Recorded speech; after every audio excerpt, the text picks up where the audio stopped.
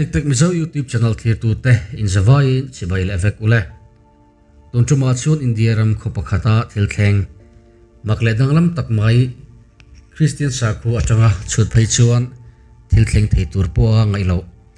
thutakaniam ti fin fi atuma America atang hial po an local phana chan pianon le na chan chin hi kan ngai thlo don ani he thilthleng hi thilmak danglam ve tak nei in America atanga local mi thim te po hian an oil ngut na chan tur an shabik ter lo ola chumi ma in tiktak mizo YouTube channel a lolom le chawa ka channel te mi lola subscribe lo ani chuan mi lo subscribe ve ngai ula video munom le bengwat thak tak in lo hwa in lo share vezel theinan notification bell kha mi lo click sak ve ke don ania tuna kan ngai thak tur hi kumsang ka chakwa somsari kuma India ram state pakhat Uttar Pradesh Sharifpuri khua thilthleng ni in he khua hi heti hunlai hian thingtlang kho changkang lo tak mason ina akalkan big zelemo ti tur khopa komason lo ni in kongpui na polova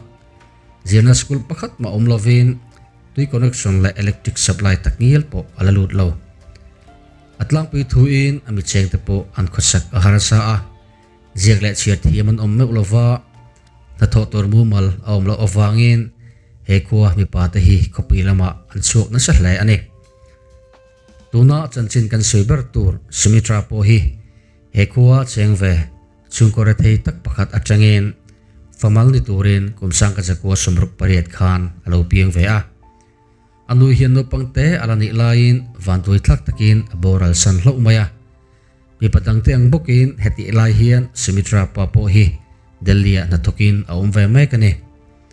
apa chu na thoka mundanga om atul sia wangin Sumitra chu apa chuan apate hna chuan nu chiin analama chuan akal santa ani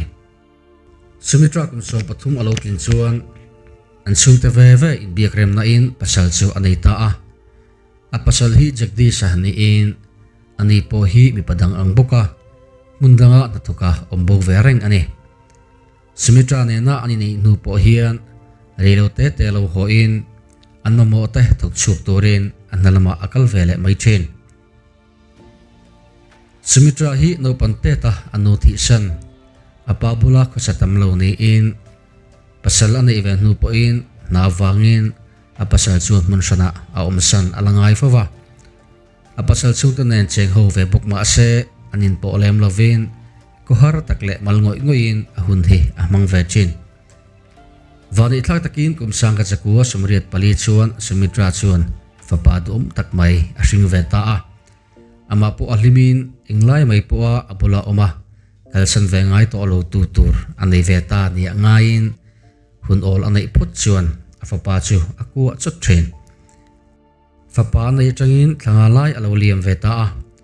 ni khat chu afapa pom chung chuan tui choi turin tui chun chu alam chu apana midang te po chu lo om ve in tui te an thal nga nu chuan mani in lam tho pan chuan an ho ta hloma an ho ko nga chuan tui choi ve dang te chuan ring taka outward thom an the thut mai auri lo chona lam an han thlir chuan Sumitra chu ngil takle khong taka ding chunga van lam alo ko wa mai chu an mutamai abula chu na tui choi na bel chu lo tla in atui choi sa te chu alo bonai noya afapa ero akut le lam chun het takin alo ko athung Sumitra umdan chu midang te chun an muin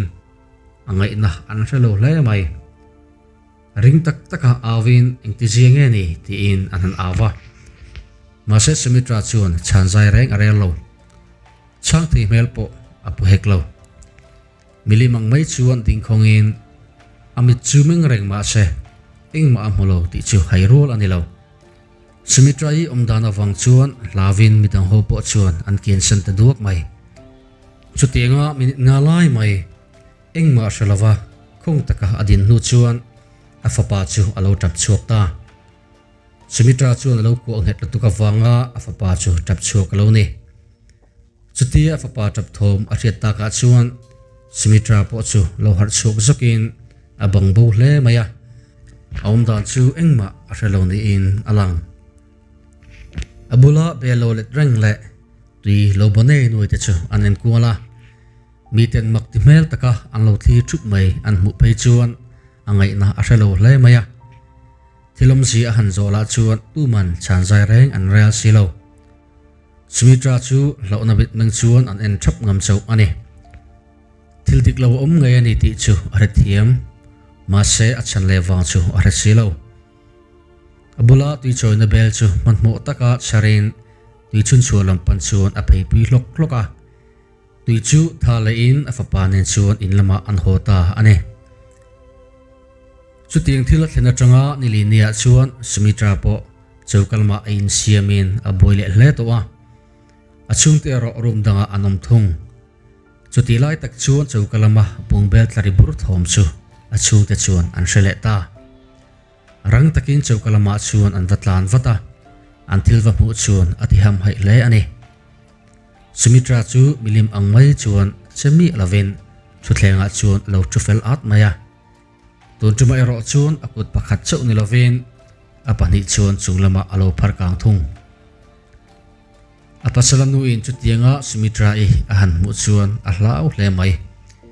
ring tak taka avin ate chiam chiama apasal po rang taka rontlan chuakin chenum khoveng te po enge thil thleng ti hriat tumin an lo pum khom ve bok minute som ni lai chutianga om nu chuan Sumitra chuan ngai ron ola in pangai tak chuan aran om ve le ta hetianga milim angmaya a om lai hian Sumitra hian achunga thil thleng le a om dan hi engma a hrengai reng lo ni in alang chutianga Sumitra I a om tak fawa chuan apasalanu chuan Sumitra chu a hlau tak zet to a fapa Sumitra I pasal po chu ana thona hmuna tang chuan aku ho ta hiala Jagdisha alo ho nu po hian Sumitra chuan ziom lam apan thei chung lova damdoi lam thiam pan pui mai thain an hreta ani mase he khuwa hian damdoi in om lova an damlo po in an khuwa pui thiam chu an pan mai thin pui thiam in uluk taka Sumitra I an envel nu po chuan natna emo damlo na anei om reng hre thei lo engkim mai chu a thavek ni in pui thiam chu na soya mase Sumitra I ero chuan thatlam apan thei chung reng lo chu tiang tin huna ding chunga anu pui kal san chu tika a riat bik lo awang chuan Jagdish po chuan ana chu bansana anu pui bula hun man chu tulin a hraveta zoka afapa po chu anu chuan atinat palmai an hlawa wangin abula chuan omtamlo setin api chuan ahun tamzoka ayan kolta chotani ti chuan hunte alolium vezela July ni somparuk sangka zakwa somriat le panga chu alo thlingta a an chu ko chun cho an kil so nu chuan Sumitra po chuan afapa chu amal chunga pamin ain fiam puya an hlim hle mai chumi nuwa chuan afapa chu chuata chuterin han kalson sok atum chu ama ang bok chuan aum le ta akut panhi chu chunglama phar chuak le in amit meng po chu adanglam le ta a meng reng ma se engma amalo ti hriat takin ameng vai ta ruai mai le rang taka thok lain trong chu tum chuan abei na sa hle chuta le thuthin tong tak aron sei chuak ta tuna tanga chiara ni thumna chia athi tur thu chu ani ngayon ole nu chuan apasal chuan athil sei chu a hriat lo azota mase ni chuan engma a hriat lo thu soin apasal chuan athil sei chu a hril chong vele a Sumitra chuan makati in angai na ashalo hle a ama zok chuan hlau thongin amang ang tak zet ani ti chuan har sat na lian tham tok lem lovin July ni som pakua an lo chung kai ta chumini chu Sumitra in athi hun tu nia asoi ni chu ani zinga tang chuan Sumitra chuan rel nuam lo taka hun mangin afim khur le a ona po chuan chungam lovin in chunga chuan atum tlata thil dang lam thleng ala om san lo Sumitra po chu arel rush om lutuk chu azi om tanta chutia rel ru eng thol te usoka amut zal mai lai chuan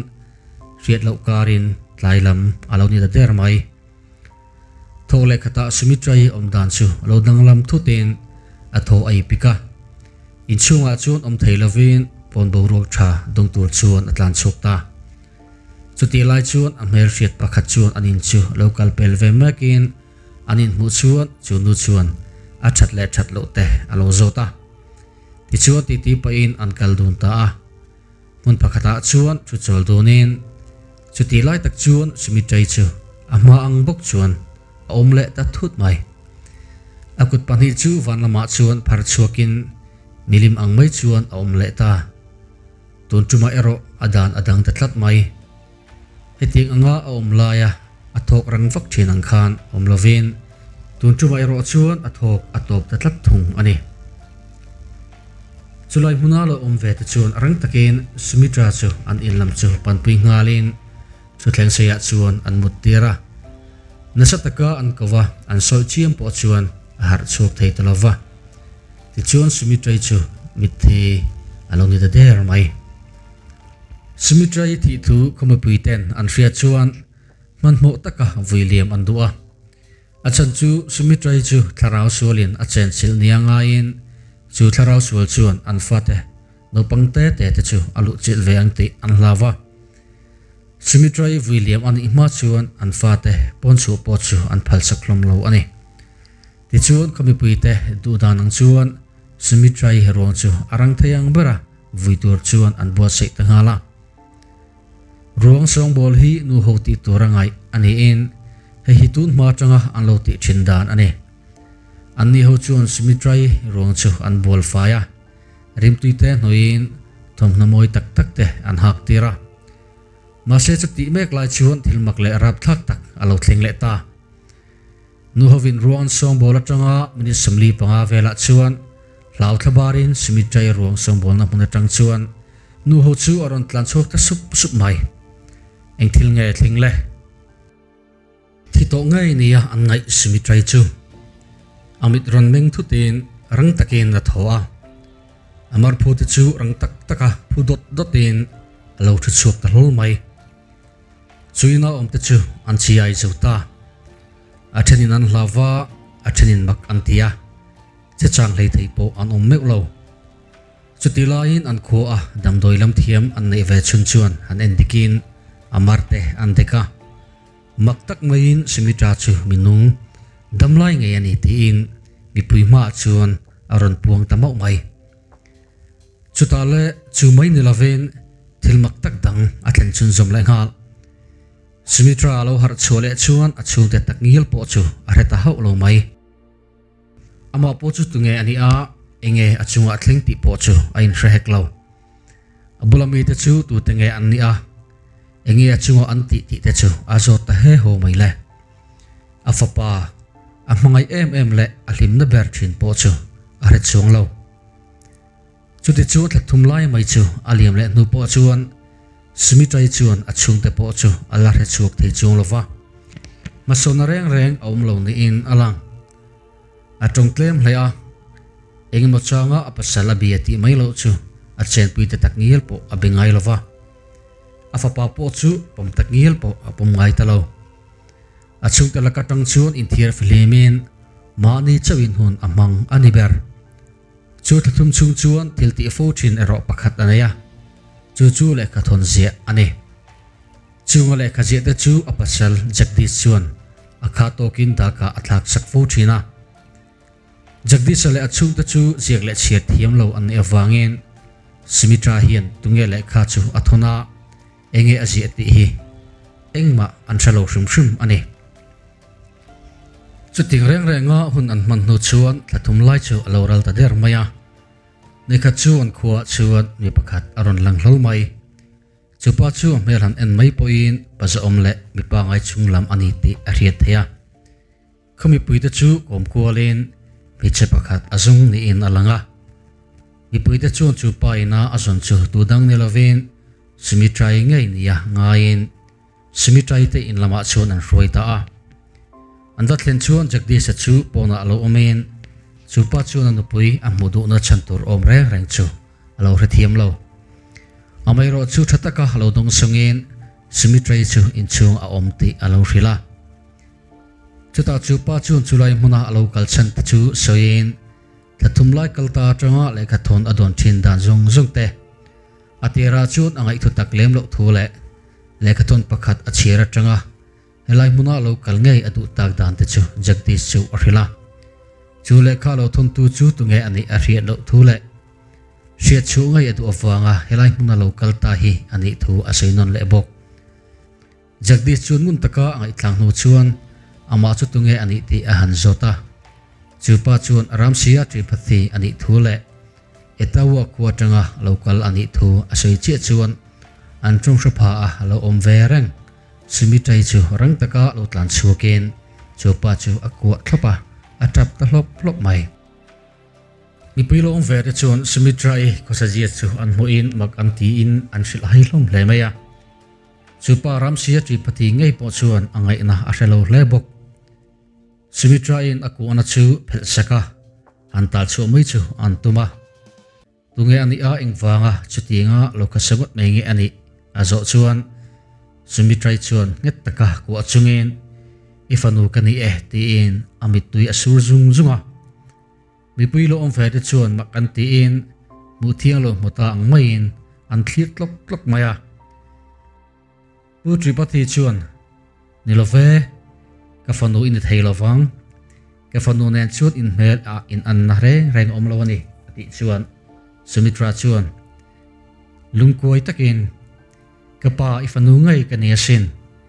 Sumitra ni lovin siva tripathy ngai kani asin ahan tile a sumin hu chuan putripathy chu thutlenga chuan tro in a briefcase khai chu dokana chuan anda te a ani le khathun kha nangma min lo thon hi emni ti in ahan zota Sumitra chuan ani ngei thu le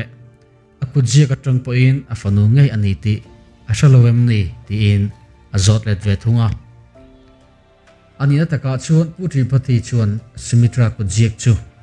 afanu siva tripathy kujiek ang ati em awang le gathuna thujiek chen khatte awang chuan mak ati in chien ngei atu awanga chulai muna local chu ani zoka ti chuan putripathy chuan a briefcase chu hongin thalak aron phar chuak ta a chu thalak chu siva hi pasal nei nia an thalak ania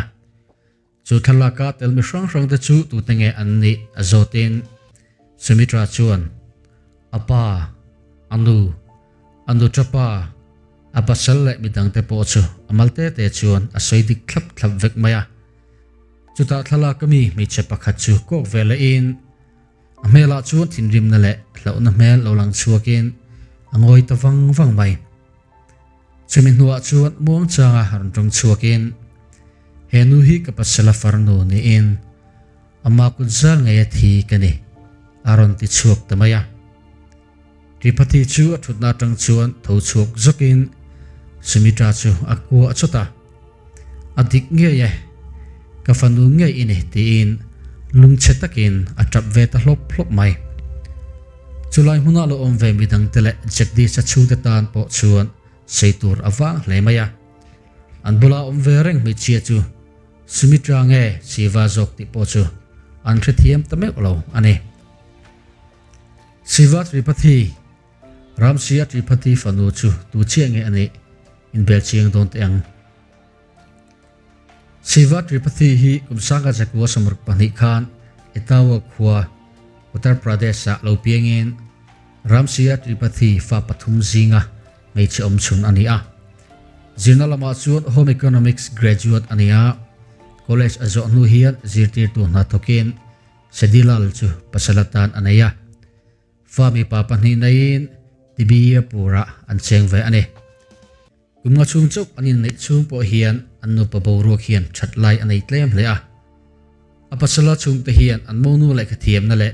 tlatin lo lak tur anei thin chu an ik sik neberin alanga sumle pai tam tham tak an dil fo thin bok nikhachu sia tripathy pasal chung te chuan thuthin thong tak mai anon thlen thut mai le anfanu siva chu rel konga thi charni in